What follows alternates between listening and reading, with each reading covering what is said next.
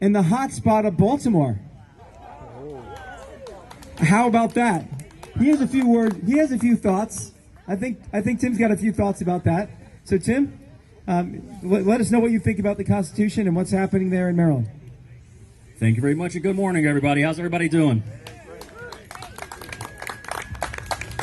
Thank you first for being here. It's great to see everybody coming together for conservative principles, to respect our Constitution and why we are American. And I was glad to find out it was going to be here in Lexington and what that meant for the history of our country.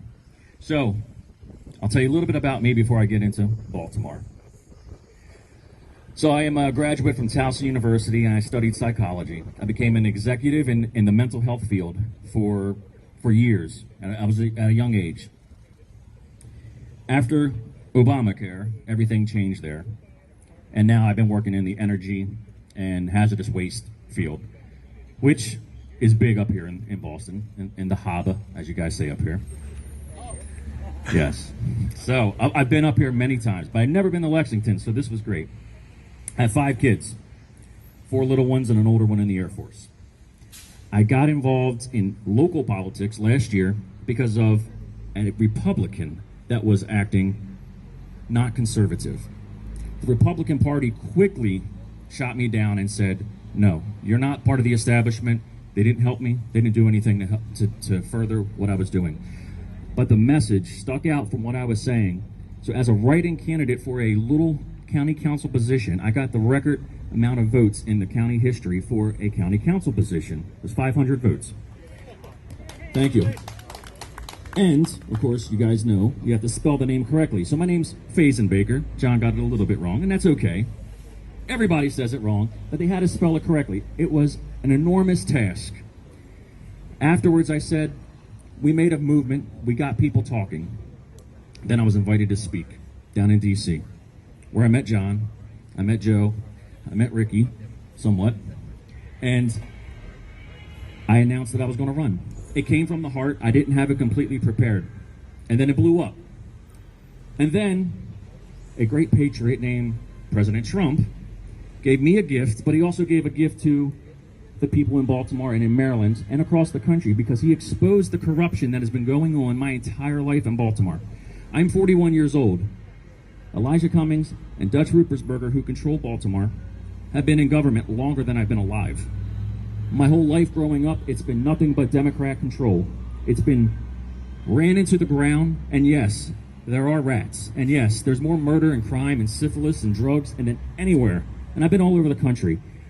It is bad in Baltimore, but we love it and we're proud. Now, the corruption that's been exposed, it's not just been the millions that you hear about on the news. We have a lot of cronyism. So I always call it socialist cronyism. What happens, I know we're in Boston area, so I'm sure a lot of people are Patriots fans up here, right? Okay. Well, in Baltimore, they're Ravens fans. And it's always been a good rivalry. Well, I stopped watching football a couple years ago because the Ravens decided to take a knee in London. And I wasn't happy. So I started a boycott football page, which quickly turned into an American football page, which turned into over 40,000 subscribers or followers. And then the left and the social media started to shadow ban myself and all those liberal things that they do. Well, then I started to find out when I ran for local office that not only is the stuff that you're hearing on the news about the billions of money going to Baltimore being pocketed by some, but the owner of the Ravens, Steve Bisciotti, had agreements where we're giving $500 million of our money to a private business to run what's called Trade Point Atlantic. Under Armour is also from there, has plenty of ties and millions that have gone to both Cummings and Ruppersberger. Baltimore went from a 1.2 million population when I was a kid to, I think, 588,000 at this point. Everyone's leaving. It has the highest property tax in the country, I believe, at $2.30 for every $100. Nobody lives there. So what began to happen, after they ran it into the ground, they decided we're going to gentrify the place. They're pushing out all their created problems into the surrounding counties, so that they can attract more affluent people into the city. They don't want certain groups of people, let's say, in the city anymore. They want it to be a certain way. So when they come out with terms like we're racist, here's what we do. From my psychological background, people do not remember things based upon logic. A lot of us do, because we think that way.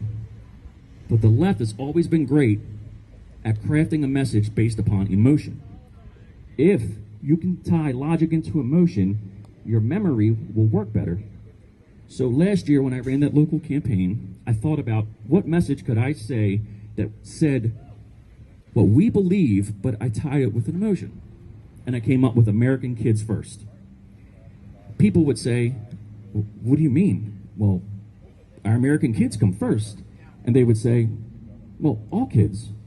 And then I said, well, like you used to say, Black Lives Matter, but we would say all lives matter. Now, they were on the defense. And I had a lot of liberals and Democrats that came to me and said, I don't agree with anything you stand for, except you want to put my kid first. That message right there resonated with them, and that's what kind of took off this movement. So whenever you're talking with someone and you're trying to get them to believe what we believe, find the emotion point. Don't be the party of no. Don't say no to illegal immigration. Say American kids first. It's the same thing, but it triggers something in the memory. Thank you, guys. So because, so good on time? Good on time? Okay. Because Baltimore is now in the news, this is the perfect time for us to take back our metropolis areas, our cities, and show and highlight what the socialist movement has done to these cities, and they don't care about the people there. Cummings and Ruppersberger, they live in very affluent areas. Their homes are over $1 million. They crafted these districts, which are gerrymandered, which comes from the governor here in Massachusetts, so that they get 2/3 of the vote all the time. This time around, it's different. It's drawn so much attention, I will just say, I even got personal phone calls from the largest radio person in the world, asking about Baltimore and how they can help. So we got the movement going. We're going to take back the city. We're going to craft a message, and we're not going to call them Democrats anymore. I'm going to call them socialists, because that's what they are. We need those Democrats now to say, that party left me. I'm going to check out what conservatism is all about. So I ask for everybody to do your part and just get 1 or 2 people to start believing in what we believe. Think about how it ties in emotionally. Think about how we can take back these cities and contribute and help any way you can. And by being here first, that is the best thing you can do, to start and hear the messages and help other people. So I thank everybody for coming out. I will be here all day. I will see all of you guys later. And thank you, John, for putting on a great conservative message. Thanks, Tim.